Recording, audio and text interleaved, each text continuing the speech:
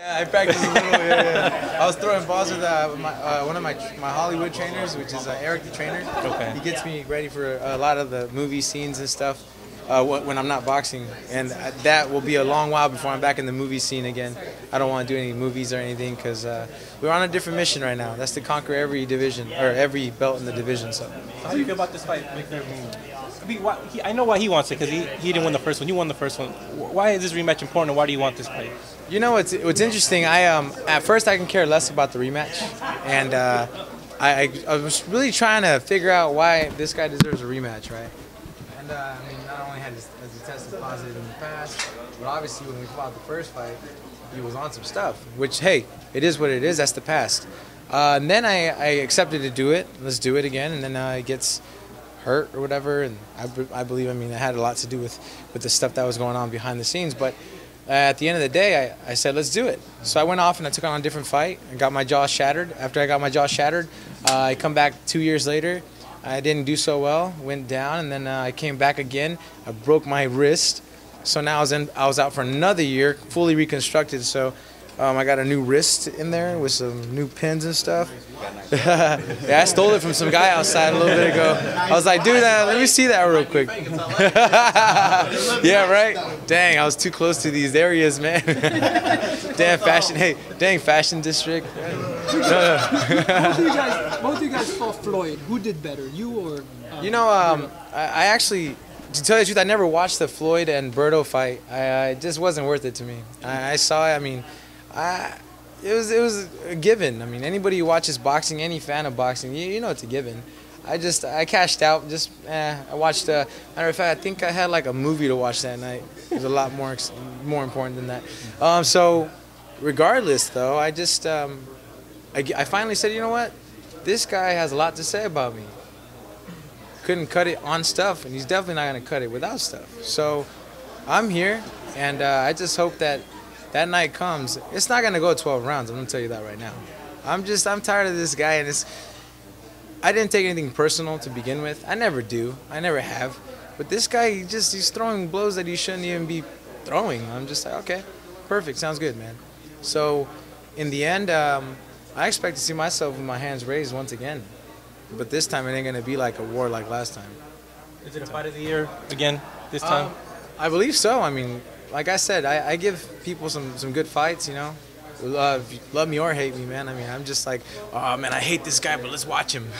I get dropped, it's like, yeah, and then all of a sudden, boom, oh shit, he dropped. Oh man, yeah, and then like when I have my hands in victory, it's like, damn, I hate that guy. But it's okay, you know. You can't have everybody like you. You go in there and take care of business. Who would you want next if you could have anybody?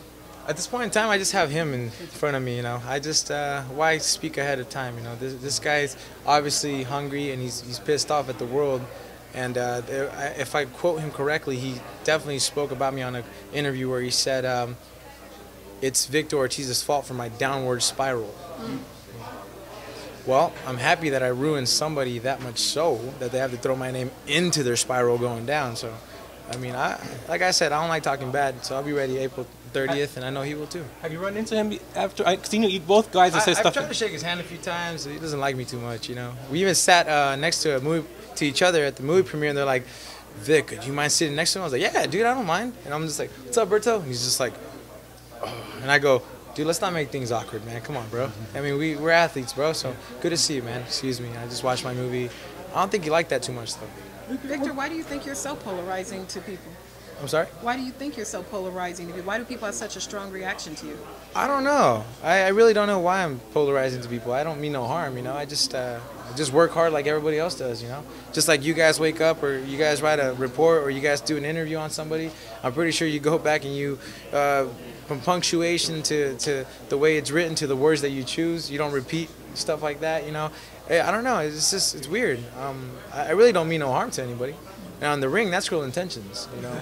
I wanna make sure you feel my wrath. If you could go back and redo anything at any point in your career, is there any fight or anything you would have done differently? In the Floyd Mayweather fight, absolutely. You know, I would have stepped away from being the human being that I am. I would have just stepped away from being that guy and kept with the red eyes and the steam coming out of my head, you know. But at the end of the day, you know what? You learn. You live and learn, and I've learned quite a bit. I've had an interesting career though. I've hit some high highs and I've hit some low lows. But it's kind of interesting because you sit back and you go back and you score every loss that I have. I'm not losing on any cards. Something happens. Jaw broken, eyes ripped open, I get dropped. It's over. But I've never ever taken a brutal beating for 10, 8, 4, 1, 2 rounds. Got dropped, boom, it's over. Some of these guys, whew. I mean, yeah, I've got my jaw broken, but I didn't take no punishment from that. Boom, I got broken. I was like, oh, dang, I think it's broken. I backpedaled a little bit. I was like, okay, get this guy away. Boom, boom. I mean, it just happens, you know, but at the end of the day, thankfully, I'm still there, I'm sane, and I can pull the trigger, so. What can you tell us about Haas? He helped you prepare for the first fight. People don't know that. You know, Coach Haas has actually been there for me through those camps back when I fought Berto the first time. He was the guy who I went to his house every single day. We sat there every day, went through the game plans, which was, I guess now if you make sense of it, why wasn't he the guy with the microphone? Why wasn't he the guy in the corner? I actually had a trainer at the time who was my main coach, which is Coach Danny Garcia. Great coach, you know, great trainer, but you know, obviously with boxing, you never stop learning and you keep growing, man. So I ended up going out to Indio, California, and I worked with Coach Joel Diaz. But to be honest, I didn't like the area, you know. It's one of those things where I wake up, I want to wake up and go run at the beach area or in the mountain ranges. I want to, if I'm bored, I want to jump on my road bike and hit the Malibu PCH. I just, you know, just by myself, you know. But there it was like, man, there's sand on top of sand on top of more sand. There's a casino right there, but I don't want to go to the casino. Nah, and I just couldn't find my comfort zone in there. What kept me there and alive was Coach Joel, he's funny, Coach Antonio, he's pretty awesome, and Coach Jose, and obviously the camp of the guys, you know. But other than that, I finally said, hey, Coach, you know what, I think I'm ready to just come home, man. And like lately, I've secluded myself from the world, you know. I don't party when I'm in, especially when I'm in training or anything like that. I mean, people have a big problem with me, I guess, going out and having a good time when I'm not training, but at the same time, I mean, I'm a grown man. Like, I can have a good time because I've earned to have a good time when I'm not busy, or go shoot a movie if I want. But I'm not gonna do that for a while. I have to conquer what's mine, and I don't want to live to be 35 and ask myself, what could have happened when I was 28, 29? You know, I wonder. I have a couple buddies that are like that nowadays. Man, Vic, if I could, I don't want to live with that. No questions. You fought Amir Khan in the amateurs. Yeah. You were in line to fight Canelo. What do you think about them? I mean, you know them personally, you know their styles. I personally, you know what, that's going to be a great fight. But for some reason, my gut tells me Amir Khan. Really? Yeah. Why? Amir Khan, he's just, he's tasted the canvas before. He's been hit. He knows what it's like. I think he's going to outbox him. I think he's going to take his time, pick his shots, move around. As opposed to Canelo, he hasn't really ever tasted canvas, I don't think, and he hasn't been hit, not like that. So it's going to be an interesting fight, but my ultimate pick would be Amir Khan. You're one of the few who can pick Khan. Yeah, you know, the underdog, you know. But everybody's saying about the weight, 160 or whatever, and coming down, but let's be honest. The guy should not be fighting at 140, 160. He should be fighting at 147. Can he make the weight? I'm pretty sure he can. I don't know why he don't make the weight. He's smaller than me. And I'm the same size as Amir Khan, so. Would you have been up and taken that fight if it was presented to you going up to 155? I mean, because a lot of people absolutely. I get to eat properly and no diet. Get that salad, get some kale. Victor, both you and Berto are 3-3 going into this fight. Is this like a make or break fight for both of you? I believe so. It definitely is a make or break fight, you know. But I've been in this position before, many times. He's never been in this position, so it's gonna be a great fight, you know. Hey, Victor. Yes, sir. Can I get your opinion on this video real quick? Oh, I saw that today, man. So, Cat Williams used to put his weight behind it. that's what I was gonna say. That's what I was gonna ask you, bro. I mean, you've been sucker punched before. What goes through your mind? I can't really do much when I get sucker punched. I'm just like, boom. You should have hit harder, bro. Really? Come on, man. Why you gotta hit me like that? So does this make Cat more of a sucker getting beat up by a 7th grader or just sucker punching period? You was 7th grade? 7th grade, fam. Dang. Cat, come over, dog. I need to teach you some boxing.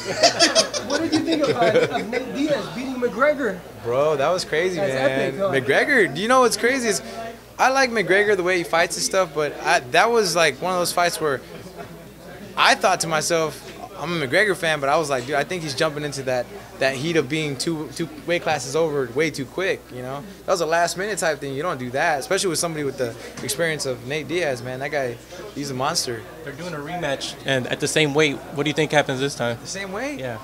Keep it 155, man. Do you feel like the 7th grader reacted correctly? I mean, you're getting, yeah, man, you get punched first. I mean, dude, if I get punched first, I try, but people usually grab me. Right, so like in high school, it's like one punch is already over. Yeah. But they just let him go. Do you feel like you probably have a career in fighting, the 7th grader? Man, there's boxing and then there's fighting, man. MMA maybe? I saw him take him down. Kind of like this. Right, a rear naked choke. Yeah. It was pretty good form, right? Man, I don't know the form, but I know that happened. I was like, dang. How's your brother doing? He's good, man. My younger brother, Temo, what's up? He's got his little baby daughter. Her name's Sophia Ortiz. She's beautiful. She's almost, was it 2.5, maybe a little over now? But she's as tall as me now. Berto said that he wanted to go back to all his losses and avenge them, starting with you. Do you kind of want to do the same thing with your losses? There's some guys out there that I know you said you would want to fight. Would you still want to go down that path? Absolutely. You know, that's actually always a good thing. But at the same time, I don't, and obviously in the eyes of fans, I have stuff to prove to them and to this and that. But what I know is of me is this much. I don't have nothing to prove to any of those guys because you go back and like I said, read the scorecards. Who's winning to what happens. So I don't really think I need to go down that path, but I'm happy that Berto opened his eyes, and this time in a clean way. And I don't mean clean, keep them above the belt clean. I mean urine clean. So there's testing for this fight, obviously? We're on USADA right now. So I was natural last time, fired by beans and rice. This time I'm changing it up. I'm going to do tacos. Ronda Rousey broke her jaw. You broke your jaw and you're coming back like it never happened. Man, that hurt, dude. What words of encouragement would you have for her? Thanks so much. Here's my card. Man, you need to stop, man. It's not easy to come back to something like that. No, it's actually not, you know, but it's one of those things where I read quite a bit, and also I listen, you know. There's as weird as this sounds and as I guess cliche would be Rocky's quote where he says, "Not how many times you get hit, it's how many times you get hit and get up, you know, and keep moving forward." So that's how I see life, man. I'm just like, I've been hit a few times, you know, but at the same time, I said this recently in an interview where I said, my name's Victor. That's no coincidence. Look up the term, you know. So that's it, guys. Have you seen, just out of curiosity, have you seen Marcos Maidana's picture? They said he gained a lot of weight and don't know if he's going to come back. Yeah, dude, I saw it, man, but when they showed it to me, it was from a cell phone, and I go, whoa, damn.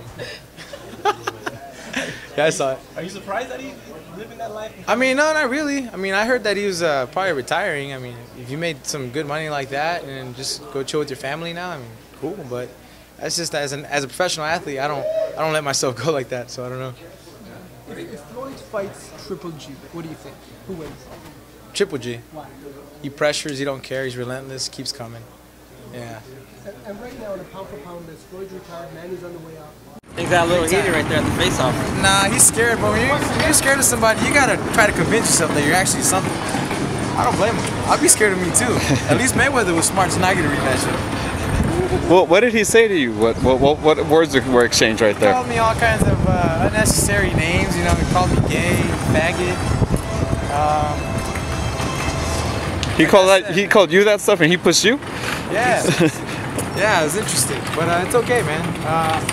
I'll definitely remind him about 2011 and why he needs to keep his mouth shut because he talks too much, man. Why do you gotta write checks you can't cash is my question. You don't need to do that. When I end you, then talk. And even so, I expect an apology. Are you looking for a knockout this way? I'm not going 12, I'll tell you that much. I am not going 12. So Team Knuckleheads, myself, these are my boys. This is my coach right here, Coach Haas. This is Coach David. That's Victor Rodriguez back there. And this is Peter Turquoise. He's one of my sparring partners. That's pretty awesome. Yeah, seguro que sí. A ver, ¿cuándo fue esta? Maidana.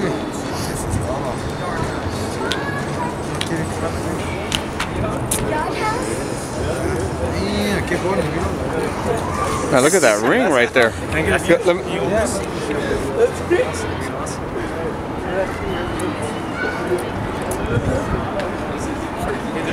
In Indiana, can you send a shout out to John and Jen Richard? John and Jen? Yeah, Indiana, the YMCA. Just give them a good John and Jen Richard.